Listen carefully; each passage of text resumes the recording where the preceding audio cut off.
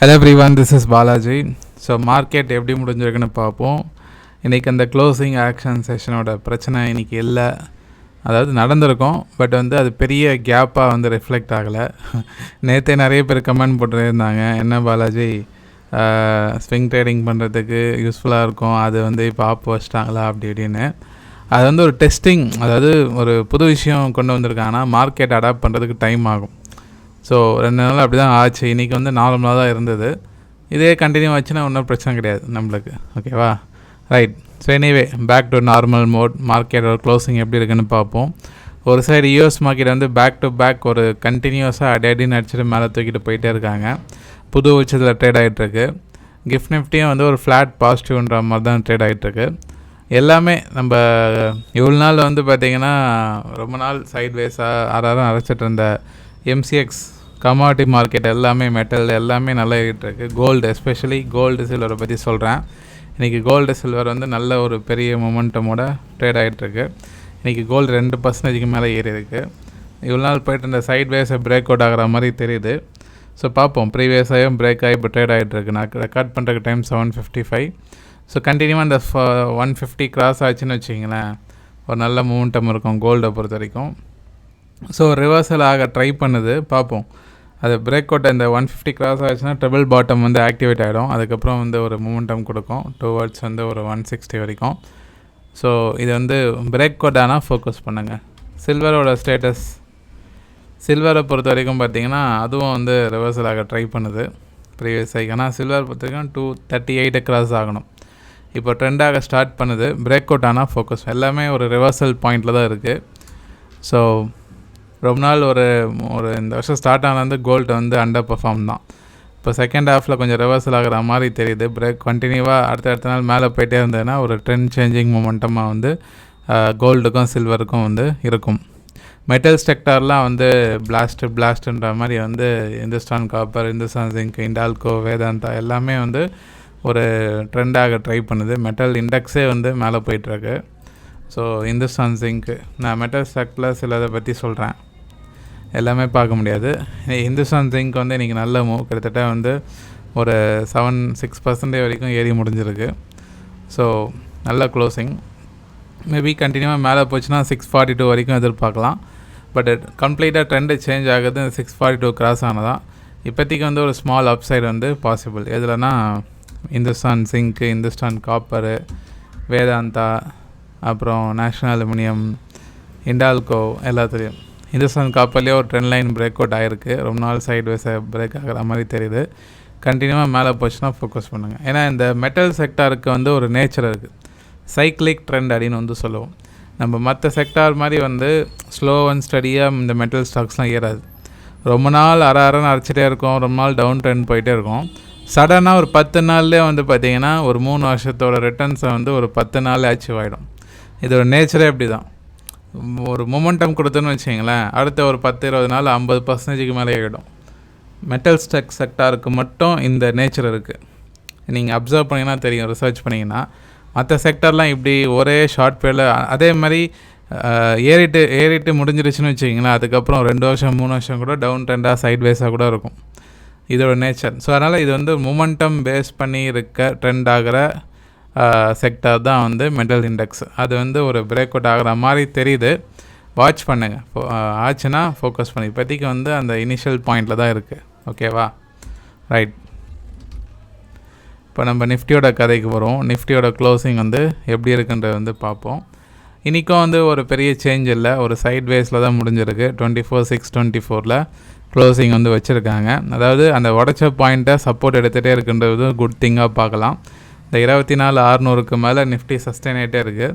ஏன்னா இந்த 24,600 தான் ப்ரீவியஸ் ஐ இந்த இடத்துல. அதாவது ஏப்ரல் மாதம் மார்க்கெட் இந்த இடத்த கிராஸ் ஆக முடியாமல் தான் டவுன் ட்ரெண்ட் வந்தது. ஏப்ரல் மாதத்தில் விழுந்தது. ஏப்ரல், மே, ஜூன், ஜூலை 4 மாதம் கழித்து இப்போ அதை டெஸ்ட் பண்ணி பிரேக் அவுட் ஆகிடுச்சு. லாஸ்ட்டு 3 டேஸாக அதுக்கு மேலே தான் மார்க்கெட் சஸ்டெயின் ஆகிட்டுருக்கு. இந்த சஸ்டைனபிலிட்டி தொடருமானால் அது அப்சைடுக்கான சான்ஸ் அதிகமாக இருக்கும். அதாவது இதுக்கப்புறம் மார்க்கெட் 24,600க்கு கீழே, அந்த ப்ரீவியஸ் ஐக்கு கீழே ட்ரேடிங் நடக்காமல் கீழே வருது. இன்ட்ராடேயில் கீழே வந்து க்ளோசிங் அதுக்கு மேலே தான் வைக்கிறாங்க. ஸோ இதுக்கு நேற்று கூட அந்த லாஸ்ட் 2 டேஸாக அந்த சிஏஎஸ் வந்து ரன் ஆகிட்டு இருந்தது. இன்றைக்கி வந்து நடந்திருக்கலாம், ரன் ஆகிருக்கும். ஆனால் வந்து அது வந்து ப்ரைஸில் பெரிய லெவலில் அஃபெக்ட் ஆகலை. அது வந்து ஒரு குட் திங்காக வந்து நீங்கள் பார்க்கலாம். ஸோ 24,600 கீழே ஃபர்தராக வந்தால் தான் வந்து பிரச்சனை. இல்லைனா அதுக்கு மேலே ரிட்டைன் ஆகிட்டே இருந்ததுன்னா மார்க்கெட்டை வந்து ஒரு ஸ்லோ அண்ட் ஸ்டடியாக மேலே போகிறது தான் வாய்ப்பு இருக்குது. 24,600க்கு மேலே சஸ்டெயின் ஆகிட்டே இருந்ததுன்னா. ஓகே, முக்கியமான பிரேக் ஈவன் பாயிண்ட்டு 25,000 தான். 25,000லாம் கிராஸ் ஆகிடுச்சு அப்படின்னா அதுக்கப்புறம் புது உச்சம்தான்.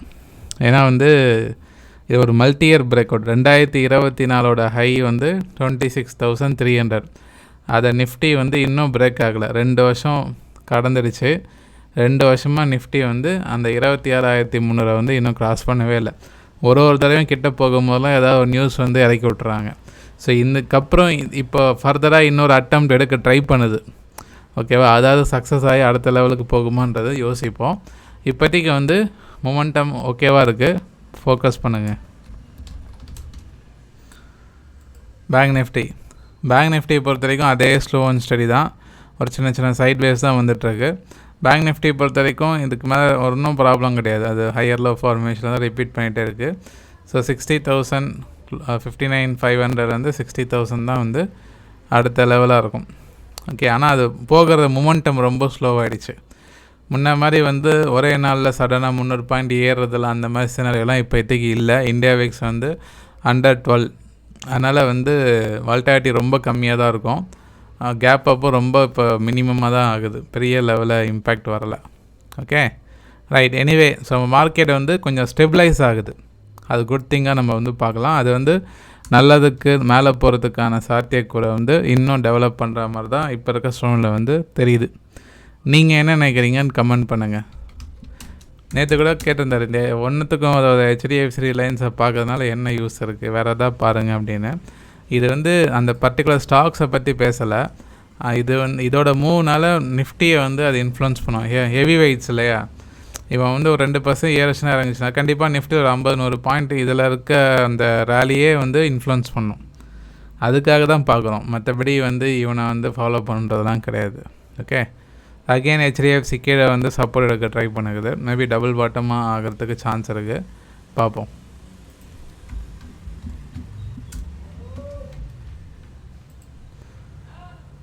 ரிலையன்ஸ் இண்டஸ்ட்ரீஸும் இன்றைக்கும் செல்லிங் தான்.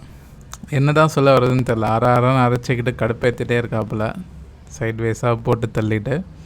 ஸோ 1270 அகெயின் சப்போர்ட் எடுக்குது. ஸோ கன்சால்டேஷன் மோட் HDFCயும் சரி ரிலையன்ஸும் சரி கன்சால்டேஷன் மோடில் தான் இருக்குது. இன்னும் ஒரு ப்ராப்பர் பிரேக் அவுட் வந்து வரலை. இன்வெஸ்டர்ஸ் வந்து பொறுமையாக இருக்கணும் இந்த ஸ்டாக்லாம். ஃபர்தர் டவுன் ஆகிறதுக்கு வாய்ப்பு ரொம்ப கம்மி. ஒன்று சைட்வேஸ் போகும், இல்லைனா ரெக்கவரி ஆகும். இது இந்த ஸ்டேட்டஸ் தான் HDFC ரிலையன்ஸும் இருக்குது. அது இன்வெஸ்டர்ஸ் வந்து பொறுமையாக இருங்க. ஆஸ் NSE ஆத்தரைஸ் பர்சனாக இருக்கிற ஃபேக்டர் சொல்கிறேன். நீங்கள் டிசிஷன் எடுக்கலாம், ஒரு நல்ல அட்வைஸரை பார்த்து கன்சல்ட் பண்ணி எடுத்துக்கோங்க. ஓகேவா, எதுவுமே ரெக்கமெண்டேஷன் எதுவுமே கிடையாது. ரைட். ஸோ பார்ப்போம்.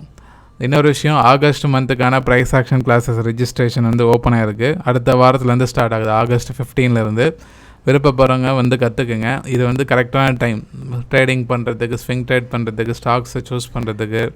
இது வந்து டெக்னிக்கல் அனாலிசிஸில் கரெக்டாக நம்ம ப்ரைஸ் ஆக்ஷன் அப்ளை பண்ணும்போது அதுக்கான ரிசல்ட் வந்து எஃபிஷியண்ட்டாக இருக்கும்.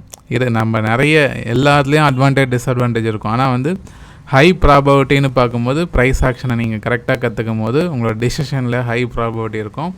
ப்ராஃபிட்டபிலிட்டியும் அது ரிஃப்ளெக்ட் ஆகும், லாஸும் ரெடியூஸ் ஆகும். ஓகே, ஸோ அதுக்கு தான் வந்து டெக்னிக்கல் ப்ரைஸ் ஆக்ஷனை கற்றுக்குங்கன்னு சொல்கிறது. விருப்பப்படுறவங்க வந்து கற்றுக்குங்க, ரொம்ப யூஸ்ஃபுல்லாக இருக்கும். வேறு ஏதாவது கொரிஸ் இருந்தால் வாட்ஸ்அப்பில் காண்டாக்ட் பண்ணுங்கள். ஸ்பெசிஃபிக்காக வந்து உங்களுக்கு கைடன்ஸ் வேணும்னு நினைக்கிறவங்க அப்ஸ்டாக்கில் அக்கௌண்ட் ஓப்பன் பண்ணிட்டு எங்களுக்கு வந்து இன்ஃபார்ம் பண்ணுங்கள், நாங்கள் குரூப்பில் ஆட் பண்ணுறோம். Okay right. மிக்க நன்றி நண்பர்களே.